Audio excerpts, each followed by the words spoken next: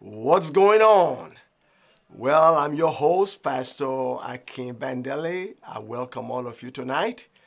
Right in Houston, we are getting hammered. It's cold and it's wet. Also, I think in Texas generally, in Dallas, my best friend said he has not been to the office in 2 days because Dallas is just frozen out. All the streets. They're actually below freezing point. But we are blessed in Houston. It's still above freezing point, but it's cold. Well, welcome tonight. If you are not subscribing to my channel, you need to, because we really bring you good contents, and we thank you for allowing us to come to your home. Subscribe and also press that notification bell so that you'll be notified when we come live. I want to welcome all of you tonight. Well, I've been your friend been struggling for 3 days now. Well, Pastor, what are you struggling about? I've just been racking my brain about taxes and insurance and this and that. How are people surviving? How are they surviving? And I know the title say insurance scam. Whether I've been scammed or they getting scammed, one of the two. So that's why I want to talk about that tonight. Again, tonight is going to be what's going on with me when you are talking about taxes, but especially insurance tonight.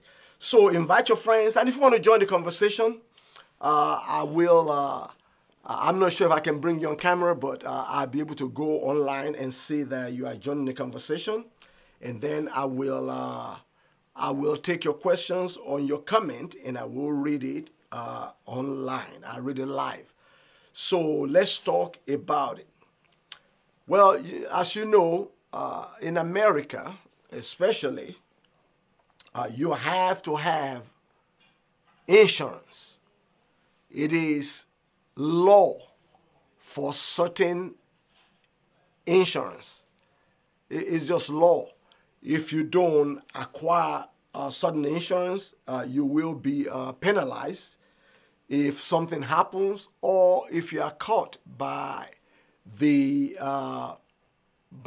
police, or just if you are found not having certain insurance. I know somebody said it's hell to be poor. I just don't know how some of our people are surviving in this economy. So I'm just going to pour my heart out. These are my views tonight. These are my views. And it may be good for me and not be good for somebody else, but these are really my views about certain insurance and the amount of the insurance. Well, the first thing, let's deal with all the different types of insurance. Because if you look at an average American really spend the first 3 months of the year paying taxes. In other words, you spend 1/3 to 1/4 of your income as taxes. Income tax, state tax, sales tax, all of these taxes. And then you have your homeowner tax, property taxes rather, property taxes. And I just kind of be scratching my head because, but we'll talk about all of them.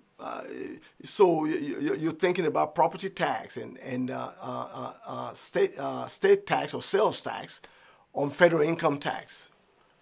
That is beginning to get out of hand. It's certainly beginning to get out of hand. I was talking to my best friend today, who's a millionaire, and that was one of the things we talked about. How he paid almost $250,000 in property tax. $250,000 in property tax in one of his apartment complexes. And then, I'm looking at my my home, my primary residence, and my rental property, where I'm also paying thousands of dollars in these property taxes. Well, I'm going to get a tax professional on my program soon to talk about some of this stuff. But let's talk about insurance tonight. That's what's on my heart. And if you are there, you have any comments, you have any pet peeve, or you want to just vent, I'll bring you in, and you can type your message or type your comment, and I'll read the comment. But let's look at all the different kinds of insurance that we have in America. We're going to start. We'll start with life insurance, health insurance, dental insurance. Okay. Then you have automobile insurance, and then you have homeowners insurance, rental insurance. I mean, just insurance and insurance and insurance.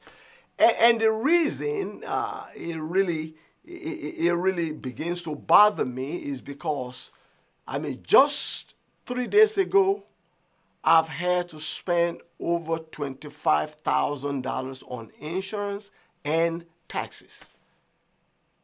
That's more than some people make a whole year. And I'm wondering, is it really worth it? Is it worth it? And and that's what's going on, that we are taxed to death and we are insured to death. To where you have no money to buy chicken leg, you have no money to buy food or buy clothing or go on vacation, because we are getting hammered. I went to eat at a restaurant, not really eat there, I ordered some food. And I noticed that the food that used to cost me $17 just a year ago, 2 years ago, is now costing $39 for the same plate. The same restaurant, the same plate. They have a new menu now, but it's the same item on the menu. How do you go from $17 to $39? That is double. But my income has not doubled. That's some crazy, crazy mess going on. Well, but with insurance, let's deal with life insurance. Akin 18, what is the real purpose of life insurance? And let's talk about life insurance first. I believe in life insurance because, again, these are my views. I believe in life insurance because of my family members that I love dearly, that if I die, I want them to have money to, number one, bury me. I don't want them to have to sell chicken or fried chicken to try to bury me. So I wanted to make sure I have an insurance, at least that they can bury me decently, and also that they have money to pay off if I owe anyone, to pay off anything that I owe, and then to have enough money for them to finish school. That's why I purchased life insurance. I purchased it really not just for me, but for people I'm leaving behind. And it's also a way to leave inheritance for your children and your grandchildren. You may say, well, Pastor, what do you mean by that? When I purchased my life insurance, my babies were 1 year old, 2 years old, 3 years old.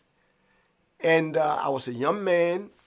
I was able to get a very sizable amount of life insurance to where if I died, my wife and the children, they'll miss me, but they also continue to love me because even in death, I'm able to provide for them.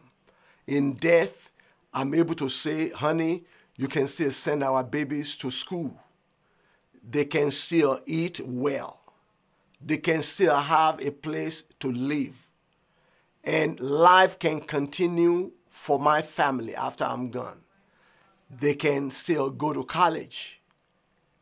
And I got enough life insurance at that time to be able to put all of them through college.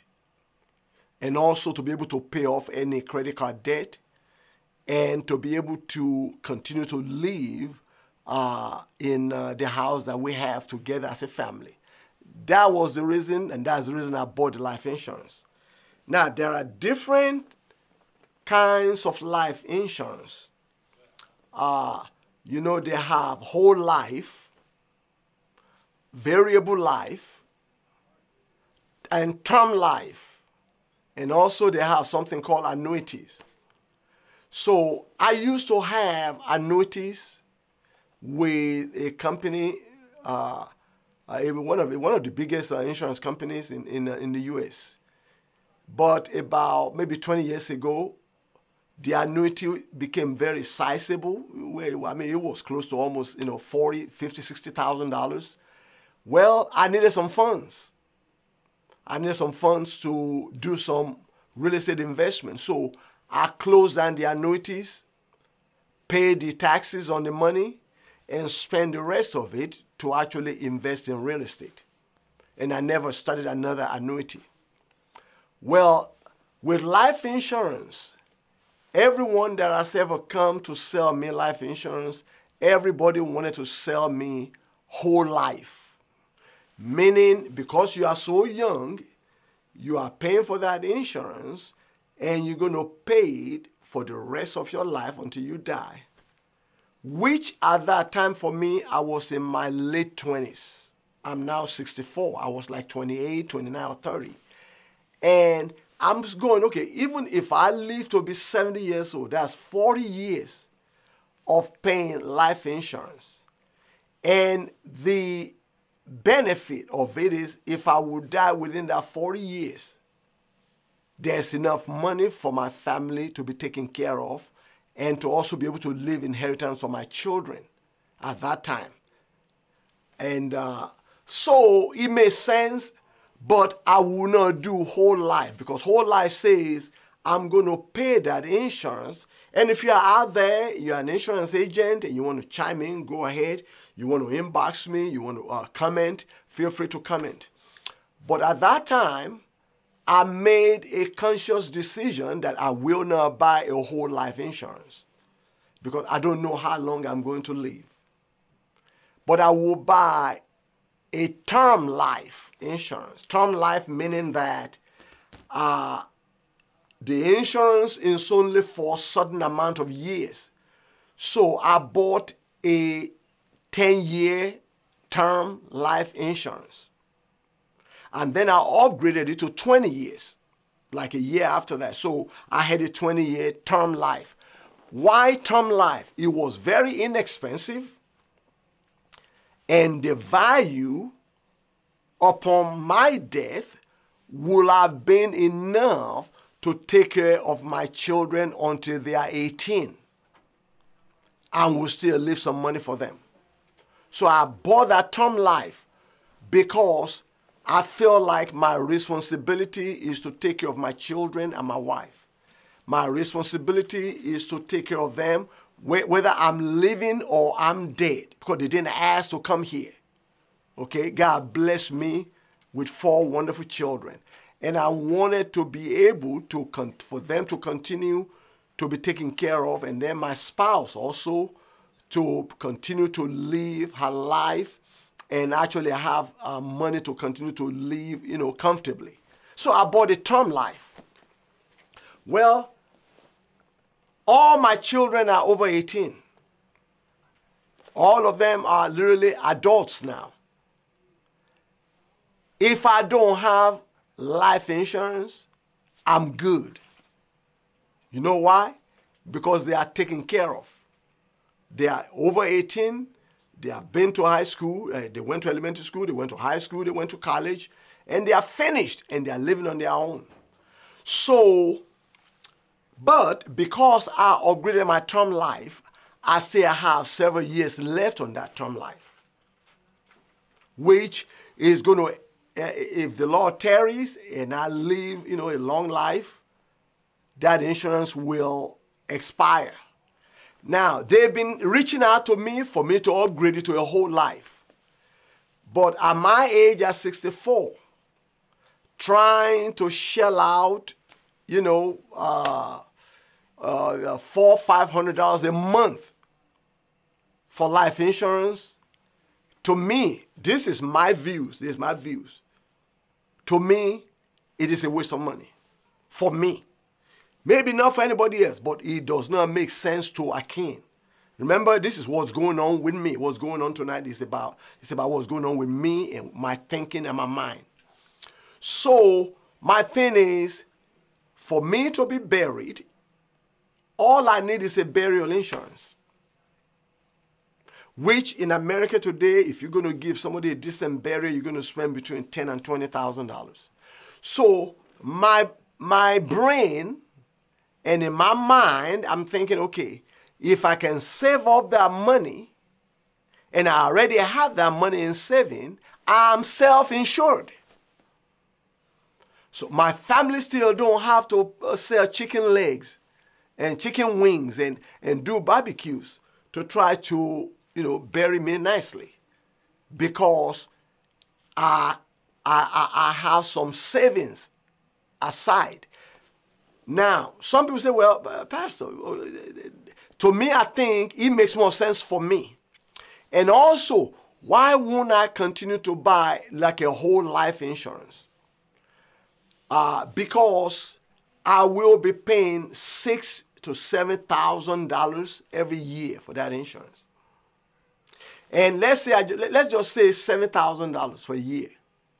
And I live 10 more years. Okay? That is $70,000. If I just put that $10,000 away, plus the money I already saved up, should in case I die, they have money to bury me. Is that not enough? And my thinking is, yes, it is. Because, like I said, my responsibility to take care of my children is really finished. I am through. Now, does that mean I still don't help them? Yes, I do. I still help all my children. But my major responsibility on making sure they are trained and taken care of until they are an adult, which is 18 in America, then it's done. Okay? That is with life insurance. Now, I'm looking at other forms of life insurance, whole life or variable life. If it's not too expensive, I may get another one. But if it's too expensive, I would rather put that money away in some kind of investment and put my children's names on them as beneficiary and my wife if something happens to me. Okay? So that is that with life insurance.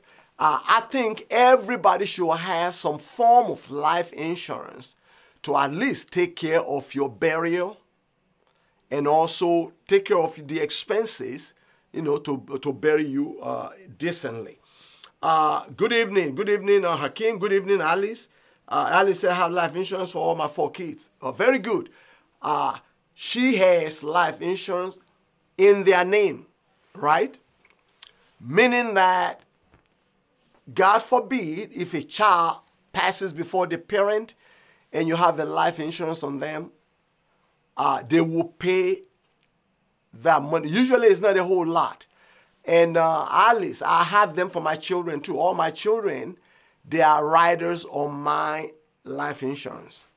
Okay? So if something happens to them, they are covered.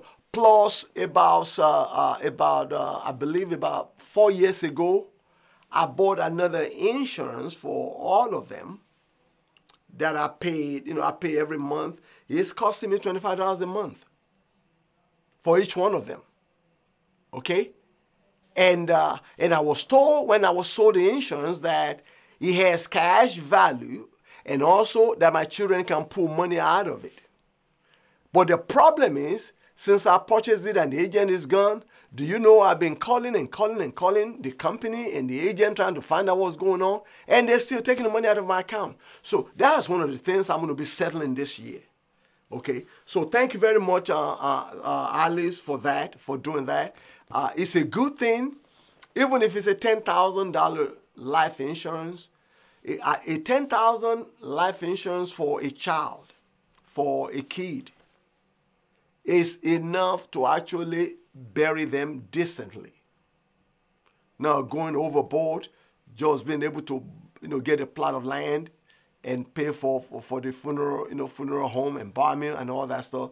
Right now, I believe between 7,500 and 15,000, between 7,500 to 15,000, you should be able to have a decent burial without going overboard. I mean, it's all going in the dirt anyway. So you don't need a gold casket or a diamond casket. It's going to rot in the ground. But in a nice way to put your family member away. So Alice, I agree with you.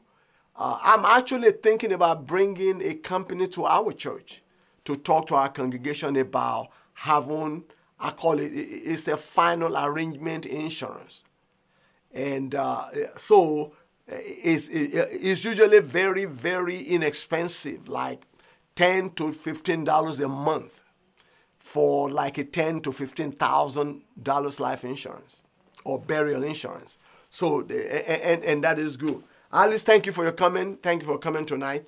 Now, let's move away. If you have any question about life insurance, again, with my conversation tonight, I'm willing to bring professionals to come talk to us on my program, probably in a week or two, if I'm able to find any of them that are willing to talk. But many times, they are sales reps. They just want to sell you stuff, because they get commission also. So I have to be careful that I take care of me. And that is my, when I slid into 2023, that's been my mindset.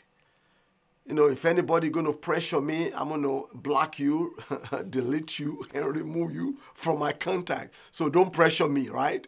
But I keep 2 haters around, okay? I preach that on Sunday. I kind of keep 2 haters around because they got to report back to the headquarters to let them know Akin is still here and he's doing well in spite of what we are doing to him. But anyway, so that is with life insurance. Now let's go to health insurance and dental insurance. They are also making me mad because I was paying over $2,500 a month for health insurance for me, my wife, and the children. But all my children, or all of them actually, except for one, they've kind of rolled off of my health insurance and dental insurance. But still, my issue. And I know, I don't want to, Obamacare, healthcare.gov and all that, they are really good. They have that a lot because once I switched to them, I was able to reduce my insurance by almost 60%, reduce my expense, my costs on my health insurance. I mean, it reduced drastically. I went from paying $2,400, $2,500 a month to paying just about $800 a month. Okay, so it was cut 1/3.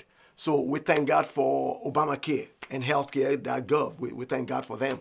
I thank God for them. I know some people don't like them, but I thank God I like them because I was able to reduce that health insurance and dental insurance. Well, with health and dental insurance, I don't have a problem paying for health insurance, but let me tell you where my issue lies. When I go to the hospital and I pay my deductible and I do my copay, and then a month later, I'm getting hundreds and thousands of dollars worth of bills from the hospital.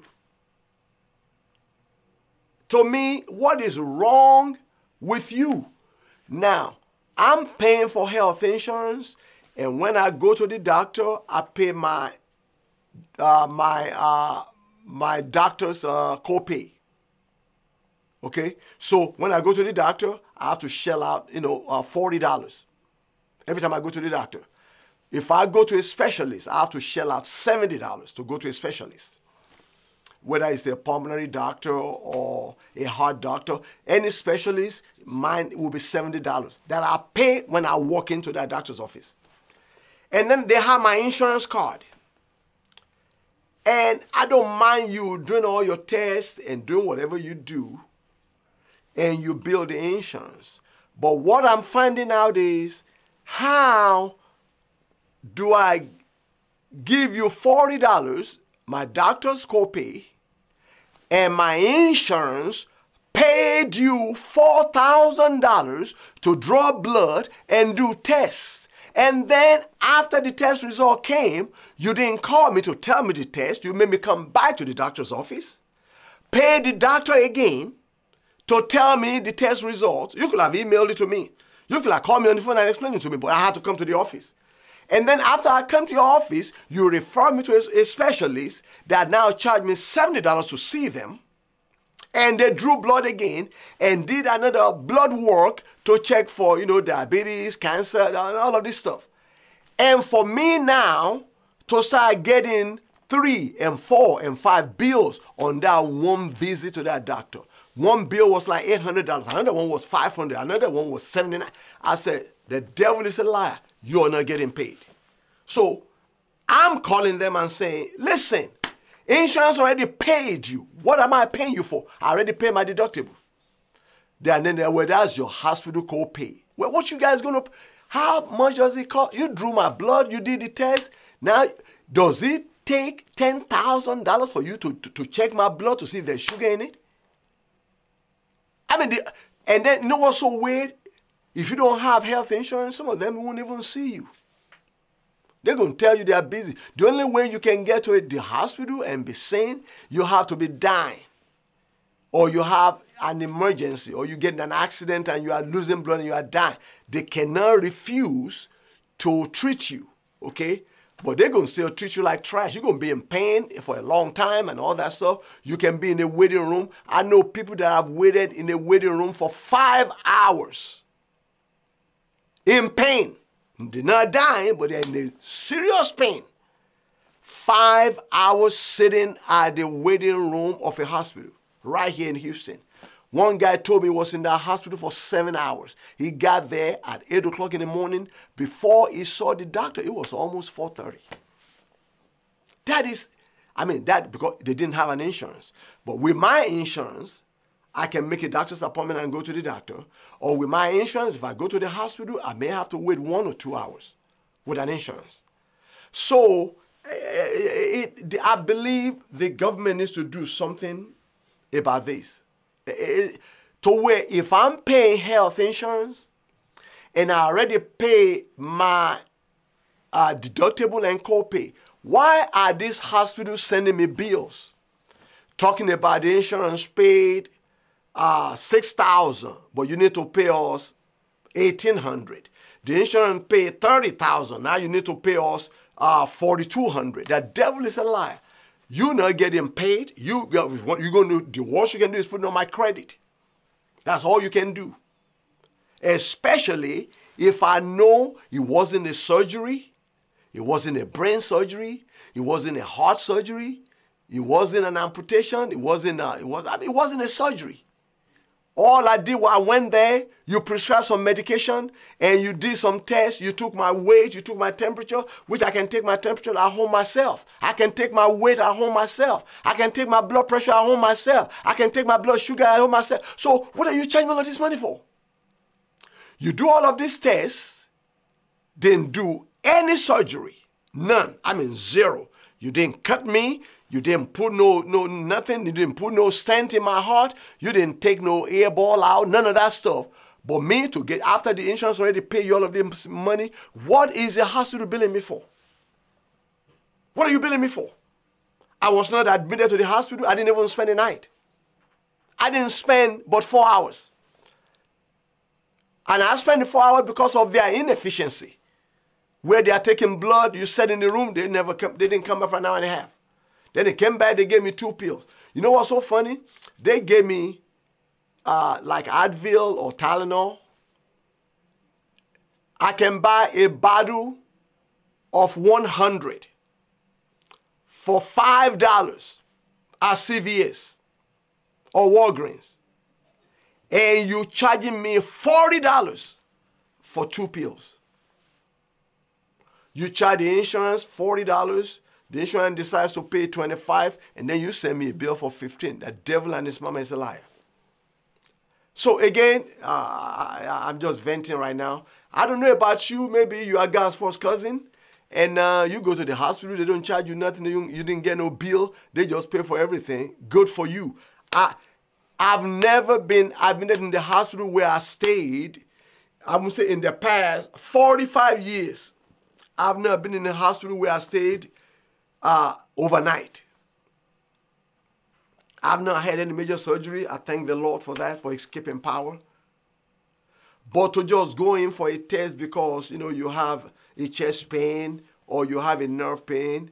I remember when I had a sciatic nerve problem, I spent out of my pocket almost $4,000 for them doing nothing, just telling me it's a nerve. You go to this neurology, they did their stuff. You go to that, the neurology. To me, I'm going, what kind of scam is this?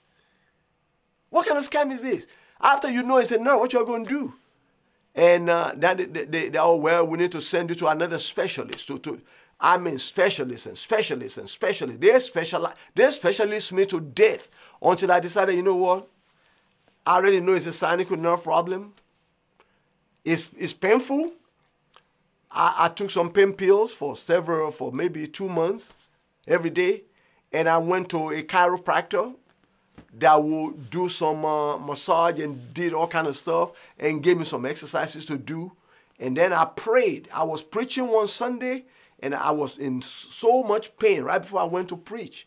And I was holding my hand like this. And some of the elders, I love our elders. God bless them, Elder Gomes, Elder Hurd, Elder Haynes, even Pastor Mark. They knew I was in pain. And they said, Pastor, what's wrong? I said, man, but this pain is killing me. They said, you want us to preach? I said, well, we'll see. Well, when it was time to preach, I got up, preached my heart out, finished preaching, the pain left. And that pain has not come back since. That was the end of the pain. And I didn't have any surgery. Now, look at how much money I spent for them to do x-ray, to do this test, to go to this and that. This is why I said, it is aggravating sometimes.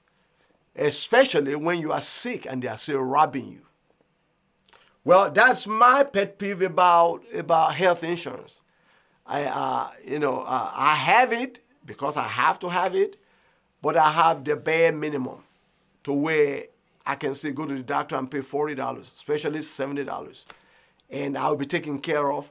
But any other bill after I go there, once the insurance paid due, I decided in 2023, you're not getting paid no more. It is what it is. You're not getting paid no more. I'm going to pay you my deductible at the hospital, emergency room deductible. I'm going to pay you the doctor's deductible. After that, you do all your tests. Don't send me no bills. If you send me bills, I'll send Mr. Bill back to you. I'll put it back in an envelope and send it back to you.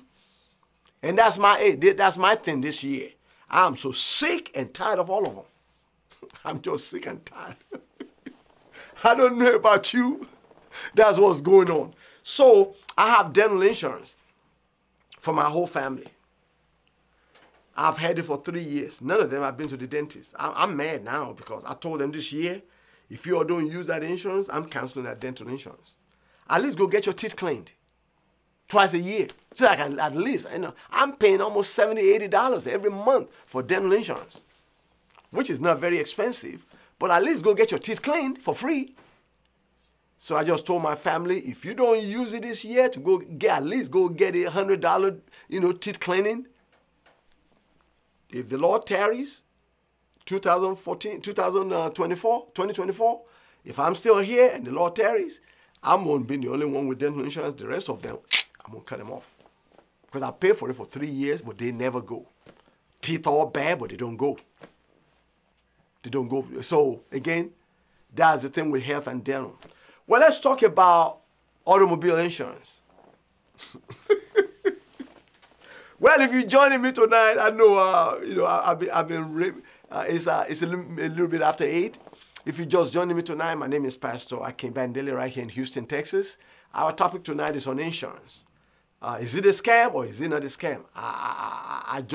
I'm giving my views, my personal opinion, and my views about those insurance, and also my pet peeve about the way they treat us as Americans. Because they get and paid a lot of money, but they don't want to pay nothing out. Well, let's talk about automobile insurance. It is a law for you to carry an automobile liability insurance. And I 100% agree with that law because there are crazy drivers right here in Texas. All over the country, actually. Crazy drivers. So I'm glad it's a law that every driver must have a liability insurance. So if you hit me and you are at fault, your insurance will pay to have my car repaired. If I hit you and I'm at fault, my insurance will pay to repair your car. I have to get mine repaired myself. So I like that insurance to protect everybody, so that whoever is at fault, your insurance will pay to fix the other party's insurance. Other party's vehicle. I like that insurance, and whether I like it or not, it's a law. You must have a liability insurance in Texas. Now, what I have done, I have 8 vehicles. 8 vehicles. My issue this year is when I got the bill for all the 8 vehicles. It was almost $4,000 for 6 months. And I started thinking, now, not all of them are liability. I've got 2 of them that are comprehensive, meaning if I hit you, if I have comprehensive, they will pay for your car to get repaired, and they will also repair my car, and they will pay for your hospital bill, and they also pay mine. So that's good. That's good. Now, but with that comprehensive, I think it's really for the company that you purchase the car from that's financing your car, because they know if you only have liability and you hit somebody, their car is going to be repaired, but your car, which is a brand new car that you still owe money on, will not be repaired, and you can really go dump the car and say, listen, I ain't got no car anymore. I ain't paying the car note anymore. Yeah, they're going to put it in your credit. They're going to come after you to repossess the car. But guess what? They are repossessing a damaged car, and then they can still try to sue you, but if there's no money, they can't get nothing. Okay? So with a new car that you still owe money on, or a car that has a high value, I recommend getting a comprehensive insurance because it pays for the repairs of your car, and it also pays for the repairs of the other party's vehicle. Now, the where I started having issues is this. If I have 8 vehicles and it's only 3 of us in the house, why am I paying 8 automobile insurance? And that's the dialogue I want to have. And I'm going to try to get an insurance agent on here, all of it. I'm going to try to get one of them. Allstate, State Farm, Geico, Nationwide. I'm going to get 1 or 2 of them to get on my program soon. Because I think there needs to be a law. Since I can only drive 1 car at a time, again, this is my view, okay? I understand the law that every vehicle must have a liability insurance. That's fine. But I think I'm going to be talking to some state reps and Congress people to see if we can, all of us can just kind of revolt about this, okay? And this is me thinking. Why don't you just charge everybody automobile insurance one time, whether you have 20 cars or 50 cars? So, let's say you have 3 cars. And somebody probably is saying, well, I ain't got that problem. I only got half a car. But so if you have 3 vehicles in your name and you are the only driver and you can only drive 1 and there's nobody else in your home that can drive that vehicle, I think they should just charge you 1 automobile insurance because you can only drive 1 at a time. So that whichever one of them you drive, and to me they can do it in such a way that they take the value of the 3 vehicles and come up with a reasonable insurance so that you have a person needs to have automobile insurance on whatever vehicle you drive. Talk to me, you all. Somebody talk to me out there. Does anybody agree with me or you think I'm just crazy? But right now, I've gotten mine down to where I'm able to pay about $60 per month per car on liability because I was able to get a lot of discounts. Senior citizen discount, multi-vehicle discount. Because my house is also with the same insurance company, they gave me another discount. So I've been able to get a lot of discounts to where automobile insurance is still high, but it's not as high as some people are paying. So my average vehicles that don't have any car notes on them, in other words, the car is purchased outright, I pay for it, I don't owe anybody on it. I drop all the insurance on all the vehicles that I don't own to liability only. So if I hit somebody, it's law to have liability, so I'm going to obey the law of the land. Okay? I'm a law-abiding citizen. I'm going to obey the law of the land, so I bought liability insurance for all my vehicles. So now, if the vehicle is paid off, if I hit somebody, their vehicle will be taken care of by my insurance. I have to deal with my vehicle myself. And because I have multiple vehicles, it doesn't bother me. It doesn't bother me. So that's why I don't have comprehensive on all my cars. Because also, once your car the value is under $5,000, what do you need comprehensive for? Because you can be paying, you are paying all of this money for comprehensive, and that car is totaled, if it's a Mercedes-Benz, for instance, and the value is only $5,000 or $6,500. If you total that car, all they're going to pay you is $6,500. They're not going to buy you a brand new Mercedes-Benz. So that is why when you buy insurance, you have to think, really think, and watch your money, because they don't mind selling you whatever you want to buy. Oh, they will sell you a comprehensive insurance on a year 2000 vehicle, the vehicle that's worth $2,500. And they'll charge you about $300 a month in comprehensive insurance. Okay, or $250 a month.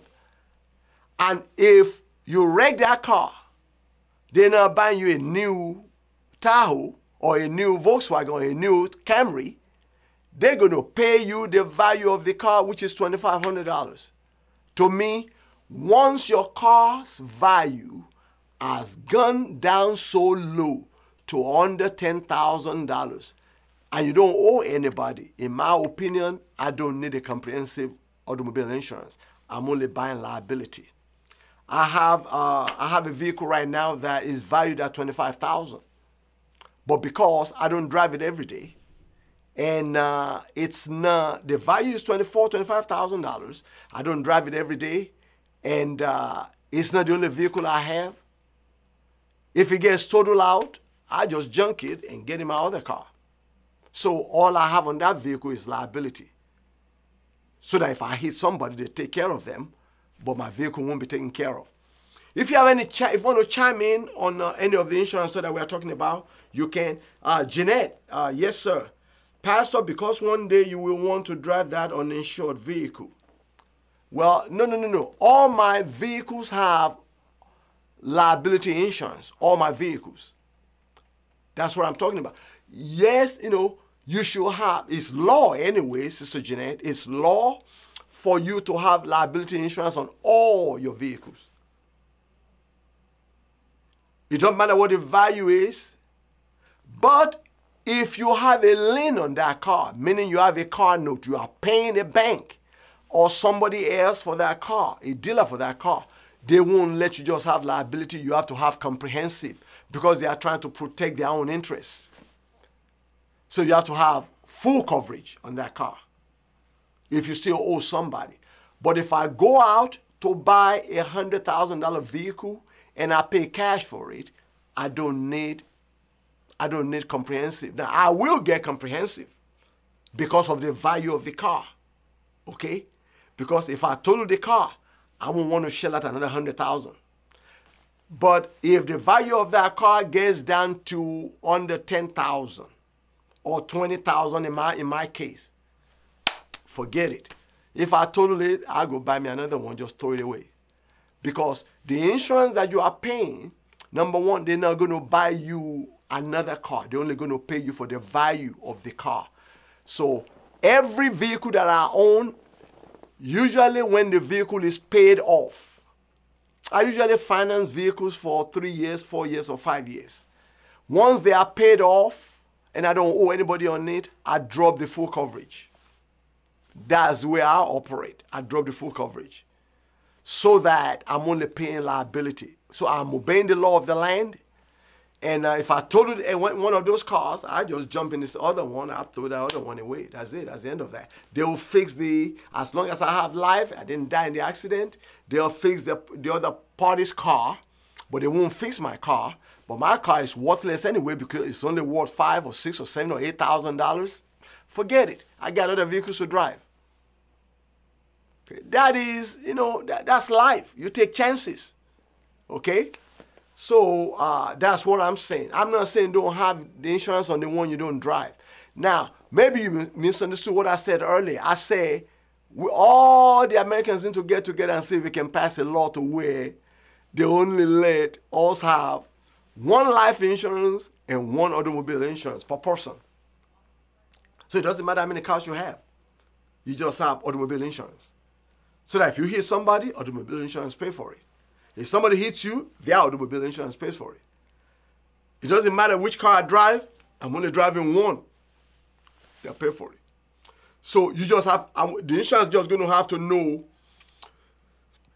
all the vehicles that you own so that they can come up with a price. But I won't want to be paying, and I just don't, I think we're paying so much insurance and they don't pay for nothing. That's all I'm saying, Sister Jeanette. Thank you very much for your comment. I appreciate that comment. Now, let's talk about another insurance that a pet peeve of mine. And you all pray for Pastor, okay? Home insurance. Mortgage insurance. I really believe mortgage insurance is for the people that own the mortgage on your house. Okay? And my home, I thank the Lord. I built the home that we live in now. I've lived in there for over 15 years, and thank God, my wife and I we've been able to pay it off. And my issue is the insurance on this house is almost the amount of the mortgage that I was paying on the house. That has become a problem for me. I had a conversation with my wife 3 days ago. I said, you know what, I'm about to cancel the insurance on this house. She said, what about if it burns down? We just move out. Go get an apartment. Because for the insurance to pay for any repairs in this house, I have to first shell out $28,000 before they will pay one dime. So, my window is broken. $8,000 is coming out of my pocket. My house is flooded, and it cost me $7,000. I got to pay for it. My roof is damaged. I just paid $26,000 for that roof. I just put it in a few months ago, $26,000 for the roof. Insurance didn't pay $1. Even though it was damaged, hail and all that stuff, they have loopholes. Well, the wind was a downwind, and they got all of these stupid loopholes. It depends on the way the water goes in the shingles. It depends on the way the wind blows. You have the wind and hail damage, and is it the water? They said if it's raining and the rain is going this direction and it goes under, it's not covered by that insurance. It was crazy. I was so upset. I almost even sued, but somebody told me it's not even what you're sowing. So that's why I was asking, is this just a scam? So now it's a decision that I'm going to have to make. Should I cancel this insurance for this house and just put that money away myself? I'm paying for every repair up to $28,000 anyway. So what are you paying for? Nothing. But I'm shelling out, $8,000, $9,000 to you every year. But I cannot file any claim unless it's over $28,000. That's my issue. That's my problem. You'll help me, pray for me. Okay? If anybody has comment about the home insurance, go ahead and just chime in, and I'd like to hear from you. I'd like to hear from you. Well, I think I have a few more minutes to talk about another insurance, which is mortgage insurance. Did you know they have mortgage insurance? To where they insure your you're already charging me interest out of the gazoo. And now you're charging me interest on that money that I owe. I mean, you're charging me you charge me for insurance on that money that I owe. Surely in case, maybe if I get sick, I don't know what it is for. When I got my statement the other day for my rental property, and it said mortgage, insurance. I thought, what? Anyway, with all of these insurances, with all of these taxes, how are you all making it out there? Somebody help Pastor out. How are you making it out there? With all of these taxes and the insurance and inflation, and my income has not doubled. My income has not doubled. My income, I got a little bit more money on income, but how are you all making it out there? Maybe you all know something I don't know. Because after shelling out almost $25,000 3 days ago to pay for all of these taxes and that insurance, I was just sick. I said, man, this is just a devil. But anyway, that is what's going on this week. Well, if you have any comments, any questions, you can ask me. I'm hoping to get some of these insurance people online with me. Probably in the next few weeks, I'm gonna block some of them to come in and talk to us. Why are you all selling us all of these policies?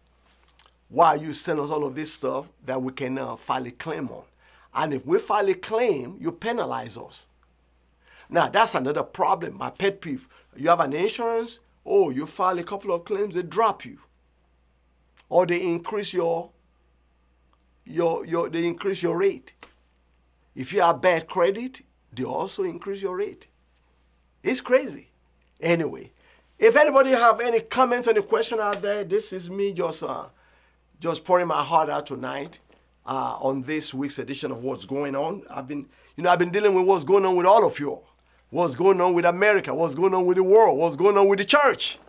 Now, what's going on this week? I'm talking about insurance and how much we are paying, how much I am paying. And maybe none of you all are paying what I'm paying. If you don't pay any health insurance, life insurance, dental insurance, automobile insurance, if you don't pay any of that, call me. Let me know how you're doing it. I like to know. But the law of the land is that you must have automobile insurance. Now, about mortgage, mortgage insurance or your home insurance, I'm going to research that really thoroughly. I'm going to research that.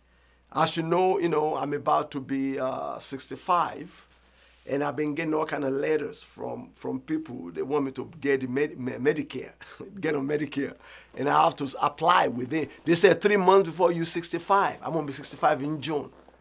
June the 5th of this year, I'll be 65. We thank the Lord. Praise the Lord. And but I've been getting all of these letters and calls about Medicare, Medicare, Medicare, Medicare, Medicare, Medicare, Medicare, Medicare, Medicare. Everybody's sending me letters and calling. So I guess it's time for me to look into it. They said plan A, plan B, plan C, plan D is all confusing to me, y'all. And my health insurance is already telling me also, hey, the moment you get Medicare, we're going to drop you off of health insurance. It's all confusing.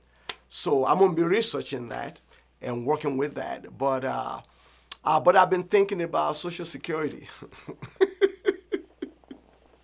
Somebody said, well, Pastor, I've been checking all my money, man. Because, man, everybody just taking our money. Do you know I canceled all my subscriptions? Every one of them. I canceled all of them. I'm about to cancel my cable TV too. I don't want no cable anymore. But one brother told me a device that they purchased that he can watch every channel. And they paid $325 for that device. I mean, he can watch any channel, HBO, CNN, every channel for $325. He bought that box. I'm about to order one of those boxes for me and just cut off the cable. My internet at the church and at my SciComm computer company, I'm already changing that also. I'm trying to save 50% to 75% of what I'm paying. It's all about saving money in this season because everybody want to rip you off. Well, my time is up tonight. If there's no question, no comments, this is yours truly, Pastor Akin Bandele, on this week's edition of What's Going On. Thank you for allowing me to vent, allowing me to just, pour my heart out and tell you what's going on with me in the past 3 days since the program is called What's Going On. So thank you for allowing me to come in your home. Some of the stuff that I talked about, and those are my views, okay? And you can have your views, and you didn't comment, so but you can comment later and talk about it later. I'm going to be checking on the video later. If there are any comments, I'm going to chime in, or you can inbox me if you have any questions. And if you're an insurance agent and you want to reach out to me, you can reach me. I'm Pastor Akin on Pastor Akin Bandele on Facebook, Pastor Akin Bandele on YouTube. I'm on Instagram. I'm on TikTok. I'm on all the social media. So you can reach me in any of them. And I will be glad to talk to you or bring you on my program to talk to my viewers how you can help us out. Somebody need to help a brother out. Well, good night, family. Until next week on this same channel, I love you, and there's nothing you can do about it. Jesus loves you more. Enjoy your evening.